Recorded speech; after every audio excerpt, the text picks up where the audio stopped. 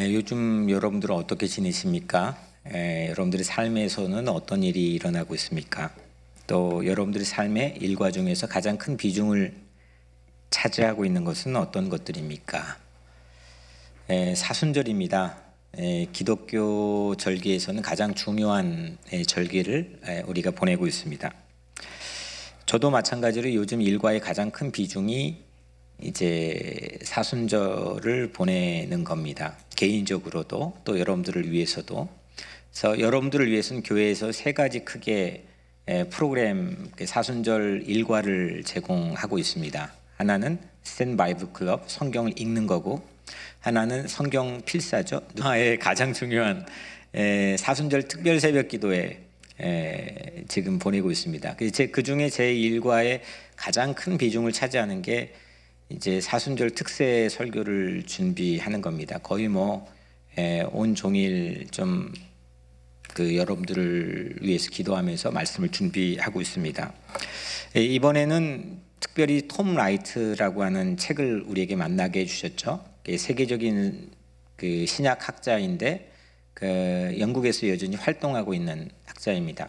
한 도시를 교단과 교파에 관계없이 모든 성시화 운동이죠. 성경을 읽게 하는 그런 차원에서 만든 책이 특별히 이번 누가복음 톰 라이트가 이제 쓴 책입니다. 그걸 가지고 사순절 시계를 따라가면서 우리가 이제 봄바람을 우리가 마주하고 있습니다. 그런데 이제 우리 교회 월요일만 새벽 예배가 없잖아요. 월요일만 새벽 예배가 없어서 각자 여러분들이 해야 되는데, 지난 주간에 주님께서 이 말씀을 보통 주일 저녁에 준비하는데 제게 이제 감동을 주셔서 월요일 사순절 본문을 가지고 주일날 이렇게 선포하도록 인도해 주셨습니다. 그래서 오늘 이제 여러분들이 이미 나눠드린 사순절 특세의 본문, 월요일 본문을 가지고 오늘 같이 주님의 은혜를 함께 나누려고 합니다. 한 가지 바람은 이 사순절에 담겨 있는 사랑의 시침 그리고 생명의 분침. 그러니까 사랑의 시침이라면은 골고다 위에 있는 십자가이겠고, 또 생명의 분침이라는 것은 예수님의 빈 무덤의 부활이겠죠. 이 새로운 사순절이 우리에게 제공해주는 시침과 분침으로 우리의 때가 있는 것 같아요.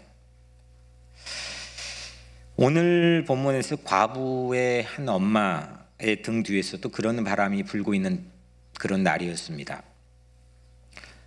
특별히 어제는 제가 이제 목회 서신을 통해서 나눠드렸지만, 우리 대성이가 이제 하나님 곁으로 간 지가 5년 되는 날입니다. 그간에 이제 수목장했던 그 장소도 제가 가끔 기회가 되는 대로 이제 혼자 방문도 하고 그러지만 우리에게 참 많은 것들을 남겨주고 갔다 생각을 합니다. 여튼 그런 장면들이 오늘 본문 안에서 펼쳐집니다. 거스를 수 없는 뒷바람에 막 밀려가면서 이 과부 엄마는 운구행렬의 뒤를 따르고 있었습니다. 그런 바람이 또 있을까 싶을 정도로 이 세찬 바람이 한 발 한 발 떨어지기가 쉽지 않는 그런 과부 엄마의 발을 억지로 앞으로 밀어 제키고 있었습니다. 우리도 그런 바람에 원치 않는 쪽으로 정말 가기 어렵고 힘겨운 그 방향 쪽으로 우리도 밀려갈 때가 있죠. 오늘 곡소리가 이 본문 안에서는 기록되진 않았지만 곡소리가 성문을 향하고 있었고, 성문 바깥, 그러니까 이 나인이라고 하는 마을의 초입에 게이트가 있는데, 그 성문 바깥 바로 비탈진 곳에 아마도 작은 소박한 동굴이 매장지였을 걸로 추정됩니다. 유대인 관습상 거의 대부분의 유대인의 묘지는 가정묘입니다. 대대로 한 곳에 유골을 모시고 그 침대 밑에다가 이제 유골만 남게 되면 하나하나씩 모아놓는, 그게 이제 가족묘가 가지고 있는 유대인들의 관습입니다. 남편도 언제인지는 알지 못하지만 거기에 묻혔을 걸로 생각하여 남편도 곁을 떠났고 이제 지금은 아들의 관을 향해서 따라가고 있습니다. 과부 엄마가 자기 아들의 관을 따라 처벅처벅 마을 초입의 게이트에 이제 거의 다다를 때였습니다. 그런데 그때 맞은편에서는 이 분위기에 전혀 맞지 않는 전혀 다른 행렬이 사람들이 다가오고 있었습니다. 어디에서 출발했냐면 예수님의 3년 공생의 아지트였던 가버나움에서 출발했습니다. 왜냐하면 바로 그 전 본문이 백부장의 종을 고쳐주셨던 가버나움에서 일어났던 일이 기록되어 있기 때문입니다. 가버나움에서 나인성까지는 탄까지 편도가 아니라 갔다 왔다 왕복 정도 되는 거리입니다. 한번 나인 가는 길을 경험해 보려면 한번 걸어보시던지 무리들과 함께 길을 걸어서 나인성 초입에 있는 그 게이트에 거의 도착할 때였습니다. 바로 그때입니다. 나인 마을 초입 게이트 언저리 거기에서 이 장례 행렬과 예수님의 행렬이 마주칩니다.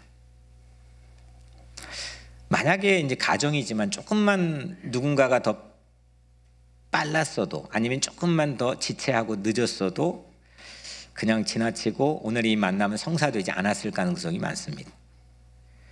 이런 걸 운명이라고 하나 아니면 세상에선 이걸 우연의 일치라고 부르기도 하고요. 우리식 용어로 하자면 뭐라고 할까요? 섭리, providence 아니면 예정 뭐 이런 우리 신앙적인 그 말로 우리가 표현할 수 있겠죠. 여튼 장례 행렬 이렇게 떨어지기 쉽지 않는 한 발 한 발로 움직이는 이 행렬이 무언가 알지 못하는 그 불어닥친 뒷바람에 의해서 지금 이 장례 행렬을 성문 가까이 다다르게 있고 또 23마일 정도 되는 이 거리를 예수님과 제자들 또 인파들이 오고 있었습니다. 만약에 이 지금 장례 행렬의 뒤에서 불어닥치고 있는 이 바람이 없었다고 한다면 이 아들이 죽지 않고 이런 일이 일어나지 않았다고 한다면 오늘 이 만남은 지구상에서는 존재하지 않았을 만남이겠죠. 근데 우리도 뒤돌아보면 인생 안에서 그런 순간들이 있었을 겁니다. 정말 가기 싫은 내가 원하지 않는 방향으로 내 인생이 무언가 이 뒷바람에 의해서 마지못해 가고 있는 상황인데 그 안에 예기치 않았던 선물 같은 그런 만남들이 숨겨져 있는 그런 경험들도 아마 여러분들에게 있을 것 같습니다. 우리가 최선을 다하고 열정을 다해 삶을 사는 것도 중요하지만 사실 우리가 컨트롤할 수 있는 우리 인생은 상당히 협소합니다. 그래서 어떤 때는 내가 최선을 다해서 열정을 쏟는 그것보다도 어떤 한 가지의 만남 그 만남이 내 인생의 방향을 바꿔놓고 내 인생에 결정적인 영향을 제공해 줄 때도 상당히 많이 있습니다. 그래서 오늘 아이러니하게도 이 바람 덕분에 오늘 이 장례 행렬이 있는 이 처연한 이 광경 덕분에 이 두 행렬이 그 타이밍에 거기서 마주치게 된 거죠. 그래서 오늘 이런 의미에서는 여러분들 각자 있는 삶의 자리에서도 오늘 바로 여기가 나인성에 있는 그런 게이트가 그 뒷바람에 의해서 한 발 한 발 떼기 힘든 그런 어려운 실정 안에서 가고 있지만 그 앞에서는 뜻하지 않게 예수님의 행렬이 오는 거죠. 그 마주쳤던 공간 자체가 나인성 초입에 있는 게이트였던 것처럼 오늘 이 자리에서 오늘 그런 만남들이 오늘 여러분들이 각자의 삶에 이루어지기를 주님의 이름으로 간절히 축복합니다. 근데 만났어요. 이 두 가지 행렬이 만났습니다. 그리고 오늘 본문이 기록이 됐습니다. 근데 예수님이 첫 번째 행동을 우리가 유심히 봐야 되는데 예수님이 무엇을 했느냐? 뭘 했을까요? 13절에 주께서 과부를 보시고, 예수님께서는 이 과부의 엄마를 보셨습니다. 그 예수님의 시선이 오늘 상황을 전혀 다른 방향으로 그냥 이끌어 가버립니다. 예수님의 시선이 머문 자리는 늘 우리가 예상할 수 없는 놀라운 일들이 일어나는 것 같아요. 그 시선이 오늘 여기에도 있을 줄로 믿습니다. 과부 엄마가 하나 있는 아들까지 잃어버렸습니다. 그럼 우리가 그 상황과 처지를 본문이 함구하고 있기 때문에 다 알 수는 없지만, 분명히 이제 남편도 없는 상황에서 의지했던 유일한 버팀목이었을 텐데 이제 사라졌습니다. 그 엄마 이 우리에게 오픈해주고 있는데 불쌍히 여겨. 그러니까 울컥해서 가슴 미어진 거죠. 영어 성경에 보면 His heart went out to her. 그러니까 went out. 그러니까 예수님의 마음이 그 여인에게 훅 들어가 버린 겁니다. 직역을 하자면, 헬라어 원문을 보니까 이 예수님 마음이 훅 들어갔다, went out to her, 이거를 스프라크니조마인데 이거 알 필요는 없고요. 이런 뜻입니다. 이 예수님이 그 과부 엄마를 우선 보셨고, 보셔서 가졌던 감정은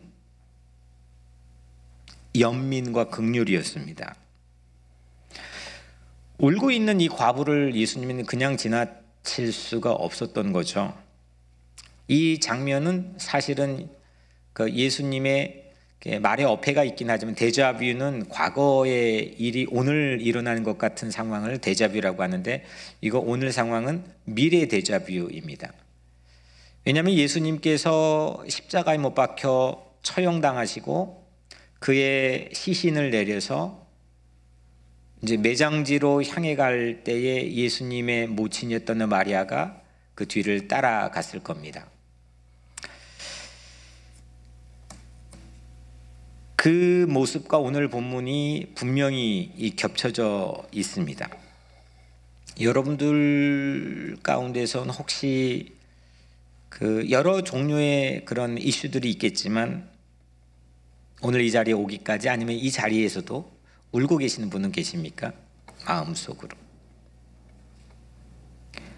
내가 아끼고 사랑하는 뭔가를 잃어버리는 상실감 때문에, 아니면 뒷바람에 뭔가 막 떠밀려가면서 슬픔에 잠겨 있는 분은 없습니까? 한없이 나를 보면 초라한 행색으로 그냥 우두커니 어떻게 어디로 가야 될지 모르는 마음을 가지고 그냥 우두커니 서 있지는 않습니까? 근데 오늘 바로 그 자리가 예수님 바라보는 시선과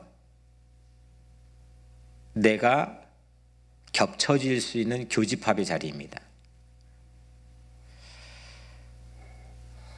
예수님이 눈에 띄면 좋죠. 다 그거 원하죠. 어떻게 하면 우리가 예수님의 눈에 띄어서 예수님의 사랑받는 존재가 되고, 그게 오늘 크리스찬들이 가지고 있는 가장 궁극적인 그런 소망이잖아요.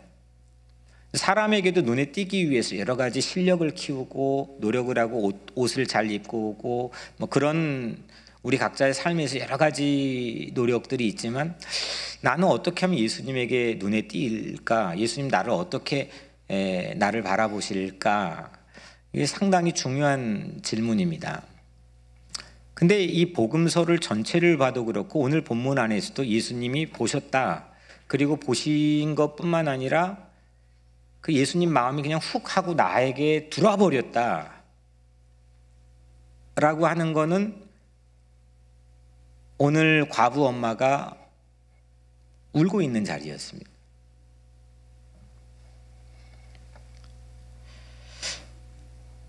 우리가 울고 있는 자리, 애통해하는 자리, 뭔가 슬픔에 잠겨 내 삶의 영역 안에 내 힘으로 도무지 아무것도 해볼 수 있는 그런 옵션이 없는 그런 절박한 자리, 그 자리 예수님이 그냥 지나치지 않으신다는 거죠.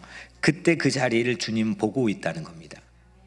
그래서 그 순간은 나에게 너무 이유의 바람이 나에게 불어올까라고 하는 그런 황망한 생각이 들 수도 있지만, 이걸 바꿔 생각해 보면 예수님이 눈에 띄울 수 있는 하나의 기회이기도 한 거죠. 오늘 본문 안에서 우리는 그런 힌트를 얻어볼 수가 있습니다. 마태복음 5장 4절에 애통하는 자는 복이 있나니 뭐죠? 그들이 위로를 받을 것이며, 그 위로를 어떻게 언제 받느냐? 애통할 때 받는다는 겁니다. 애통하는 자는 꼭 반드시 주님이 위로를 받는 줄로 믿습니다. 여러분들, 우리가 세상에 나가서 불쌍히 여김을 받을 필요는 없습니다. 저도 이게 상당히 이게 본능적 저의 하나의 아픔일 수도 있겠고, 그렇지만 어릴 때부터 그런 공간에 살아서인지는 모르겠지만, 세상 누군가에게 이렇게 불쌍히 여김을 받는다는 것 자체가 정말 익숙하지가 않습니다. 이게 익숙하지 않고 낯설다고 하는 게 얼마나 또 하나의 어떤 어색함, 이게 아마 또 경험해 본 분들은 알겠지만 이게 참 어렵습니다. 그리고 또 그렇게 할 필요도 없다 생각합니다. 하지만 한 가지 중요한 진리는, 세상에서 우리가 불쌍히 여김을 받을 필요는, 연민을 받을 필요는 없지만 예수님에게만큼은 반드시 필히 불쌍히 여김을 받아야만 됩니다. 예수님 앞에서 내 불쌍한 존재가 되어야 됩니다. 그래야 5장 7절 말씀에 긍휼히 여기는 자는 복이 있나니 그들이 긍휼히 여김을 받을 것이며, 이걸 약간은 거꾸로 생각해 보면 긍휼히 여김을 받는 게 복이라는 겁니다. 불쌍히 여김을 받는 게 성경 안에서는 복이라는 겁니다. 불쌍히 여김을 받는 존재가 되어야 복 있는 사람이 된다는 거죠. 이 예수님이 말씀했어요. 예수님의 마음이 오늘 예배 안에서 내게 훅 하고 들어오는, 나를 바라보시는, 그러기 위해서 내 마음의 감정과 내 영혼과 내 모든 삶의 솔직한 형편들을 주님을 향해서 마음껏 오픈할 수 있는 그런 오늘 예배가 되기를 주님의 이름으로 간절히 축복합니다. 이제부터 이렇게 이제 첫 번째로 예수님하고 예수님의 행렬하고 장례 행렬이 쑥 하다가 누가 그걸 기획하고 연출했겠습니까? 탁 만났습니다. 근데 만났는데 예수님 먼저 봤습니다. 그리고 불쌍히 여겼습니다. 이게 첫 번째 예수님께서 보여주신 어떤 무언의 반응이신데, 두 번째는 예수님께서 이제 말을 합니다. 상당히 돌발적인 도전입니다. 그걸 오늘 두 번째 대지에서 우리 같이 살펴보려고 하는데, 마치 팽팽한 줄다리기처럼 저는 느껴졌습니다. 죽음의 행렬과 예수의 행렬이 딱 마주쳤는데 이게 생각처럼 만만치 않습니다. 만만치 않은 정도가 아니라 세상에서 가장 위력적인 힘을 가지고 있는 행렬입니다. 이 죽음의 행렬이라는 거예요. 그때 예수님께 첫 마디가 성공을 먼저 탁 하고 칩니다. 오늘 설교 제목이기도 한데 울지 말라, 이렇게 말씀합니다. 과부를 향해서 울지 말라. 울지 말라고 하는 거는, 그러면 그 말 속에 함유되어 있는 상황은 과부가 울고 있어요? 안 울고 있어요? 울고 있으니까 울지 말라고 한 거죠. 많이 울고 있었나 보죠. 울 수밖에 없는 상황이고요. 근데 예수님께서 울지 말라 이렇게 말씀한 거는 눈물 뚝 이렇게 다그친 의미였을까요? 그런 의미가 아니죠. 울지 말라 이 말은 이제 울지 않아도 되는 상황을 내가 펼쳐 보이겠다라고 하는 예수님의 선포입니다. 내가 이제는, 그러니까 울지 말라라고 하는 말한 이후부터 오늘 본문은 크게 두 부분으로 나뉘어지는 겁니다. 내가 이제부터는 울지 않아도 되는 새로운 상황, 네가 예기치 예상할 수 없었던 그런 판을 내가 펼쳐 보이겠다. 울지 말라고 하는 건 예수님의 봄을 시작하겠다, 이런 예수님의 어떤 결심인 거죠. 울고 있는 자리에 찾아오신 예수님은 우리에게도 부활의 봄을 선포하는 메시지로 오늘 울지 말라, 이렇게 말씀하시는 겁니다. 여러분들의 울고 있는 상황에 대해 네가 울지 않아도 되는 상황의 판을 내가 펼쳐 보이겠다, 이 메시지를 우리가 들어야죠. 듣지 않았는데 우리가 믿을 수는 근거가 없는 거잖아요. 그 예수님께서 그 말씀을 하시고 이 운구 행렬에 가까이 오셨습니다. 그리고 그 아들의 관을 어루만져 주셨습니다. 이 광경을 지켜보고 있는 사람들은, 사람들의 입장에서는 이건 뒤로 낮아빠질 만한 예수님의 제스처입니다. 잠깐 그 연유를 설명해 드리면, 레위기 22장 4절에는 유대인의 법이 있는데 시체의 부정에 접촉된 자에 관한 규례임, 법입니다. 이 관을 만지면 스스로도 부정해지고 그 만진 사람과 접촉한 사람도 부정해지고 그 만진 사람이 접촉한 물건도 부정해집니다. 그게 레위기 22장에 나와 있습니다.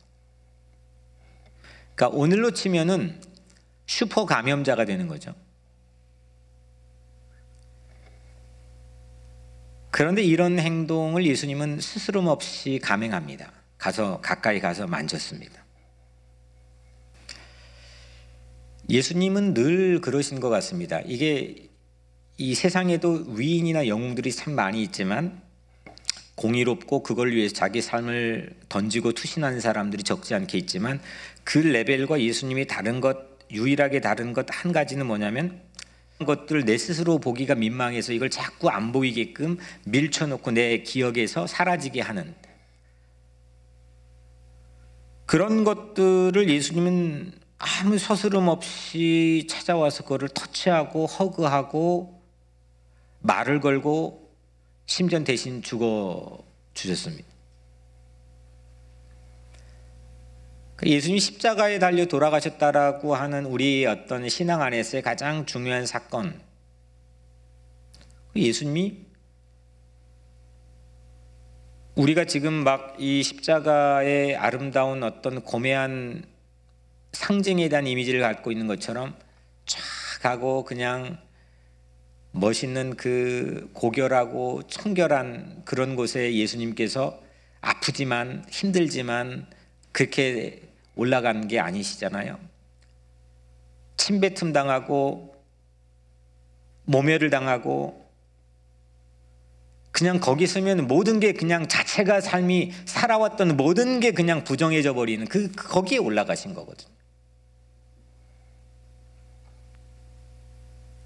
예수님이 이게 오늘 관을 만졌는데 그게 그 행동 자체가, 예수님 자체가 그러면 감염되지 않고 예수님이니까 부정해지지 않는 게 아니라 예수님이 그냥 부정해지시는 행위를 한 겁니다.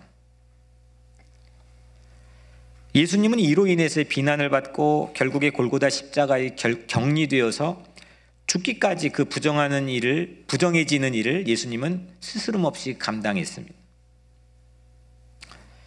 예수님은 그날 오늘 본문 안에 그날 그 관에 손을 대신 것도 그런 일이었습니다.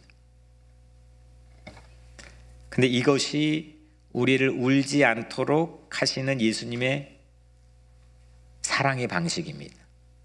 예수님의 사랑입니다.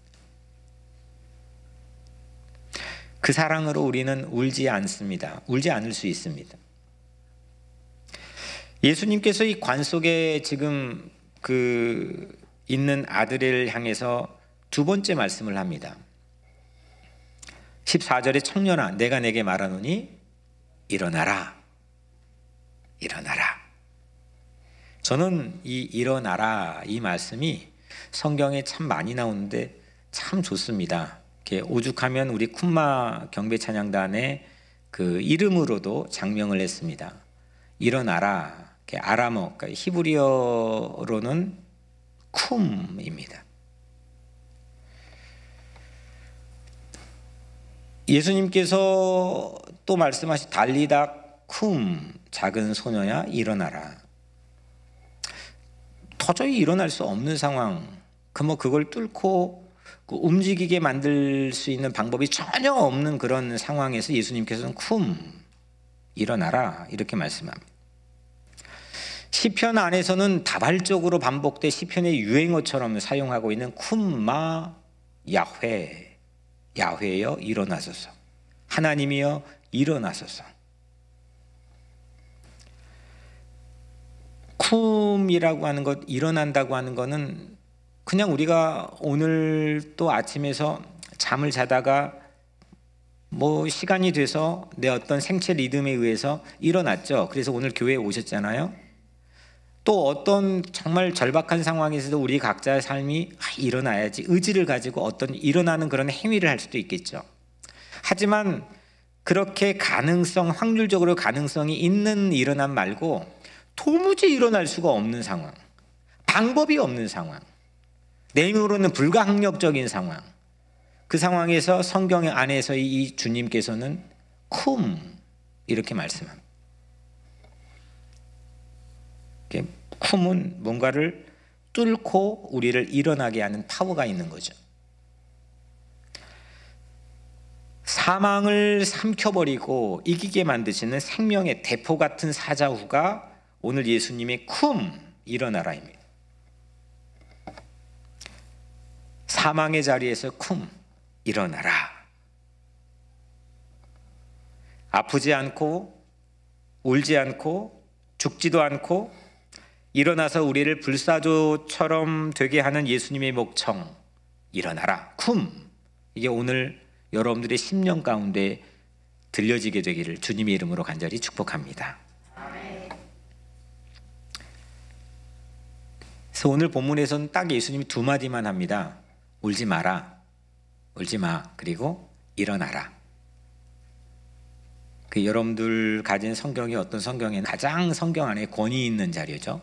근데 오늘 딱 예수님께 두 마디 하십니다. 물론 어떤 액션 또 반응, 심리적인 그런 반응 이런 게 있지만 예수님 말씀으로 한 건 딱 두 마디, 울지 마라, 그리고 일어나라.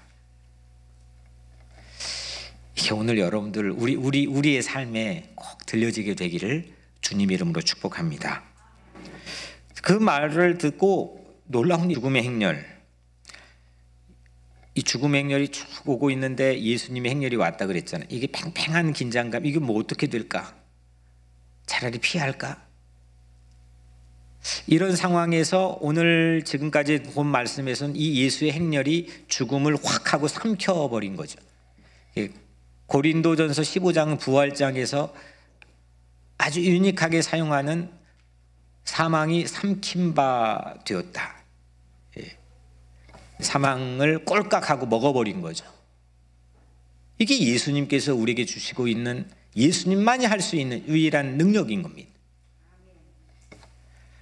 이 장면은 또 한편 이후에 펼쳐지게 될 데자부, 미래의 데자부인데 어떤 데자부냐면 예수님의 빈 무덤입니다.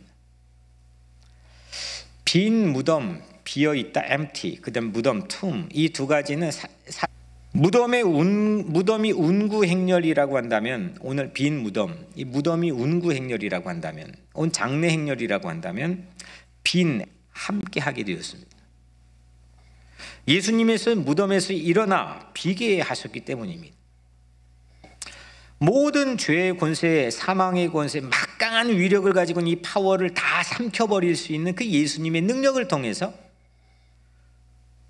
예수님의 빈 무덤이 또 오늘 쿰, 일어나 앉아 소생하게 되는 그런 역사가 우리 앞에 펼쳐졌다는 것. 그것이 바로 오늘 나인 성문에서 일어난 가장 중요한 장면입니다. 예수님이 계시면 어디든지 쿰의 사건이 일어납니다. 일어나 승리하게 되는 기적. 내가 이거 어떻게 먹지? 어떻게 삼키지? 내가 삼킨 바 될 것 같은데, 내가 먹힐 것 같은데, 끊임없이 세상 이 경쟁 관계 안에서 그런 구도로 우리는 삶을 살고 있어요. 그 안 먹히려고 막 힘을 주고 우리에게 이 보여주신 나인성의 장면이 우리 각자의 삶에서도 분명히 재현된다는 믿음을 가지고 예수님의 행렬이 오늘 죽음의 행렬을 삼켜버린 것처럼 오늘 여러분들 각자 예수님과 함께 동행하고 예수님과 함께 모시고 사는 삶이 된다면 여러분들의 행렬도 여러분들에게 도전해오는 수많은 이슈들을 삼키게 될 줄로 믿습니다. 그래서 오늘 이 두 구를 받고 그리고 불쌍히 여겼습니다. 그 자리에 우리가 있어야 되는 거죠. 두 번째, 예수님이 딱 두었던 목격자들, 그 양쪽 다 행렬에 소속된 사람들이겠죠. 그 광경을 다 봤습니다. 그 목격자들이 어떻게 반응했는지에 관한 이야기입니다. 16절이죠. 모든 사람이 두려워하며 하나님께 영광을 돌려. 먼저 이 목격자들이 보였던 첫 번째 반응은 하나님을 두려워했다는 겁니다. 이게 두려워했다는 이 말은 아유 무서워 뭐 이런 의미가 아니라 그냥 무서운 게 아니라 영어 성경에는 AWE 그러니까 경외감입니다. 경외감. 그러니까 이 목격자 와 이런 까무러치는 거죠. 이 목격자는 경외감을 가졌습니다. 영광을 돌렸다. 하나님께 영광을 돌려. 이 영광을 돌렸다는 것은 영어 성경엔 다른 버전에는 worship, praise. 그러니까 이게 약간 그 구체적이지 않는 그런 모습이 아니라 이 사람들은 하나님께 하나님을 향해서 경외감을 갖고 바로 그 자리에서 예배를 드렸습니다. 예배를 드렸다고 해서 오늘 우리가 지금 드리는 것처럼 순서를 따라서 그런 예배가 아니라 그냥 그 자체의 모습 자체가 예배였다는 겁니다. 경외감을 가지고 하나님을 향해서 가지고 있는 그들의 삶의 그 자리 자체가 예배의 자리였다는 거죠. 목격자들은 경외감을 가지고 예배를 드렸습니다. 16절 말씀에 이르되 큰 선지자가 우리 가운데 일어나셨다 하고,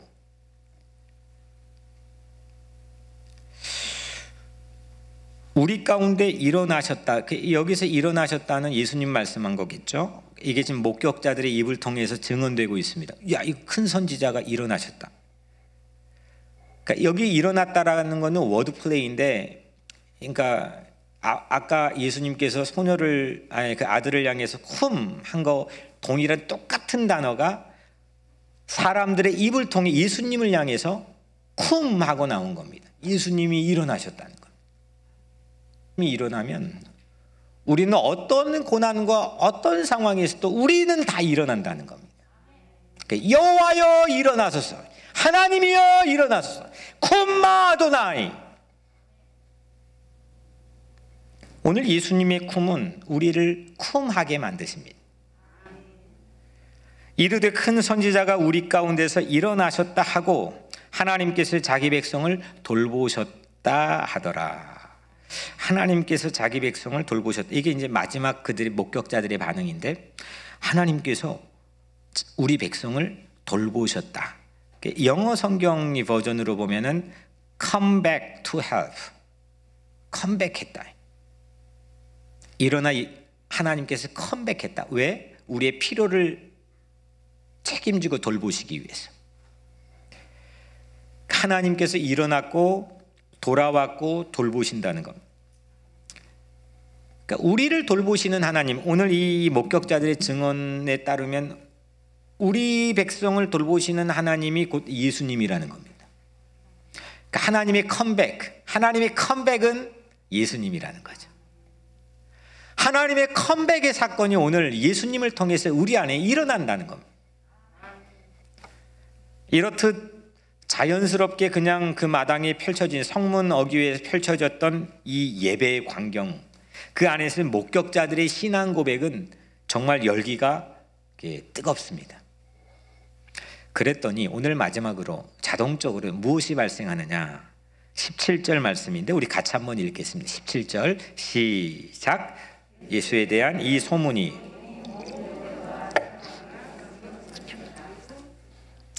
예수님 지금 현재 있는 위치가 어디죠? 나인은 어느 지역에 있죠? 갈릴리 지역에 있습니다. 가버나움은 갈릴리 지역이 뭐 이를테면 뉴욕 스테이트라고 생각해 보면 됩니다. 저기 그 나야가라 근처에 뭐죠? 버팔로라고 한다면 가버나움이, 나인은 저 지금 맨 밑에 쪽에 있는 뉴욕 정도라고 생각하시면 됩니다. 근데 여하튼 이 갈릴리 지역에 지금 예수님께서 23마일을 걸어와서 행보를 했는데, 거기에서 그 성문의 게이트에서 놀라운 지금 사건을 우리 같이 함께 보았습니다. 그런데 이 소문, 아니 관에 사람이 일어났대 라고 하는 예수에 대한 이 소문, 이 뉴스가 온 유대와 사방에 두루 퍼졌다. 근데 이 온 유대는 갈릴리와 다른 지역입니다. 가장 남쪽에, 이스라엘 가장 남쪽에 있는 국토에 있는 지역입니다.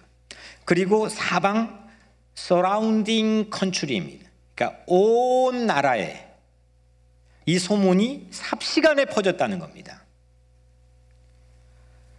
아니 인터넷도 없는 때 예수 뉴스는 발 달리는 말처럼 막 뛰어다니 삽시간에 온 나라에 퍼졌다는 겁니다. 이게 쉽지 않습니다. 내가 지금 하고 있는 일이 누가 알게 하는 건 상당히 영향을 미치는 건데, 이거를 알게 하기 위해 요즘 뭐 너튜브, 유튜브 뭐 여러 가지 뭐 이게 발달되는 기술 문명에 맞게끔 사람들은 자신의 영역을 누군가에게 알게 하는 상당히 많은 관심을 갖습니다. 이렇게 초고속 그 광속 인터넷 시대를 살고 있는 우리에게도 그건 늘 우리에게 열등감을 사람들에게 제공해 줍니다. 근데 오늘 그런 시대도 아닌 때에 오늘 그 마을, 작은 마을입니다. 나인의 이 초입 어귀에서 일어난 사건이 온 나라에 퍼지기 시작했습니다. 전하는 사람들이 있었기 때문입니다. 증인들이 있기 때문입니다. 예수님의 사건을 목격한 사람들은 가만히 있지 못합니다.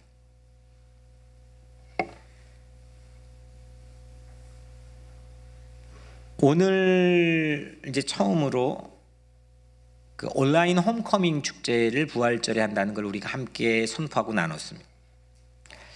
이 시기에 홈커밍 축제를 한다는 게 뭘 좀 어불성설 아닐까, 상당히 개인적으로는 그 고민을 많이 했습니다.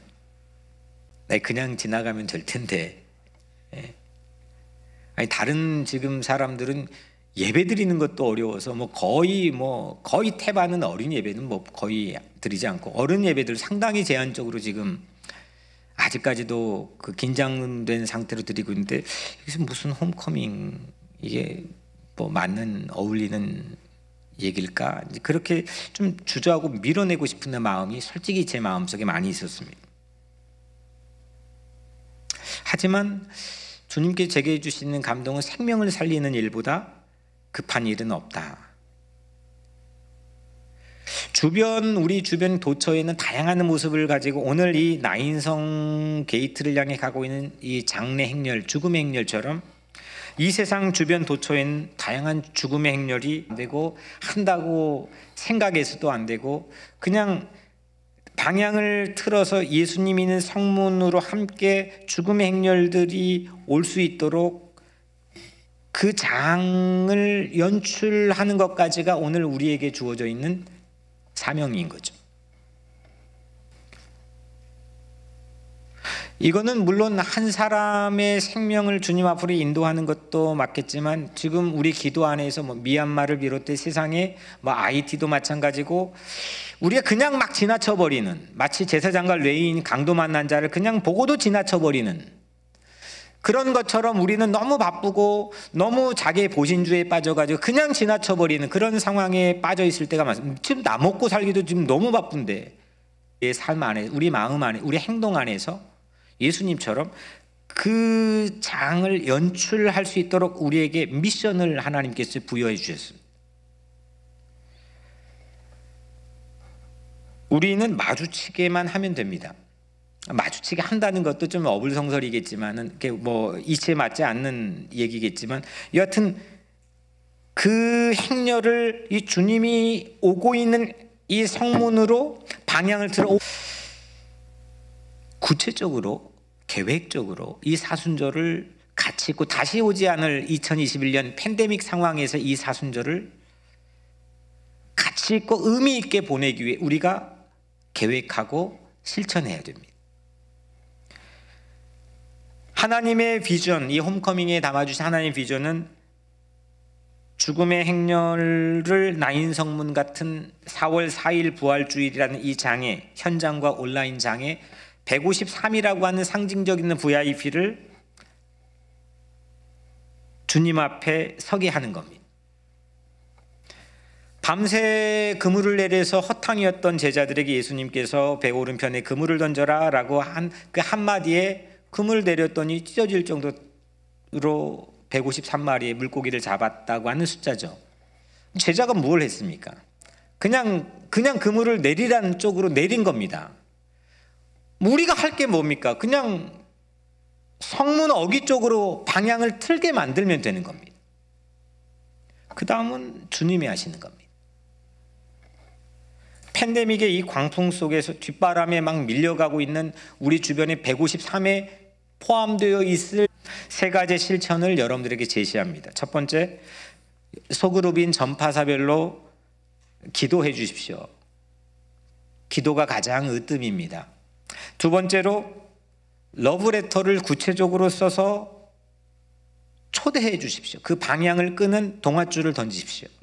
내 아내가 뭐 이를테면 죽음의 행렬이 섞여서 오고 있는데, 어떤 삶의 이슈의 부분에서 나는 그 아내를 사랑하는 마음으로 살리기 위해서 예수의 행렬을 따라서 그곳에 마주칠 수 있도록 삶의 마당을 연출하는 거죠. 내 자녀를 향해서도 마찬가지, 내 이웃을 향해서도 마찬가지. 내가 직장에서건 어디서건 만남을 갖게 되는 내 친구들을 통한 성문, 거기는 기억하실지는 모르겠지만 성지순례를 가신 분, 예수님 나사렛 절벽산이 있습니다. 거기 절벽산, 예수님이 어린 시절 뛰어놀던 곳이라고 들었는데, 거기에 보면 예수님이 파노라마처럼 앞에 그냥 구약의 성경이 펼쳐져 있습니다. 여기는 뭐가 다볼산이 있고, 여기는 뭐가 있고 거기에서 봤을 때 11시 방향에 있었던 곳, 약간 움푹 들어간 마을처럼 진짜 보이는 거기가 나인성이라고 저는 기억하고 있습니다. 그 나인성으로 그 절벽산에서 가는 겁니다. 가다가 그 성문 어귀에서 만났습니다. 그런데 우리에게는 사실은 오늘 이 본문을 마주하지 않았다고 우선 가정해 본다면 이건 물음표입니다. 그 성문은 물음표입니다. 어떻게 될지 알지 못합니다. 우리 각자의 삶도 마찬가지죠. 하지만 예수님은 그 물음표를, 그 성문의 물음표를 느낌표로 바꿔주셨습니다. 사랑하는 여러분, 바람에 밀려 발떼기 버거운, 한 발 한 발 떼기가 너무너무 버거운 죽음의 행렬이 예수님 만날 자리인 부활의 성문을 향해서 예수의 뉴스를, 그 컴패션의 긍휼이 훅 하고 나에게 들어올 줄로 믿습니다. 그래서 주님이 우리에게 말씀합니다. 울지 마라.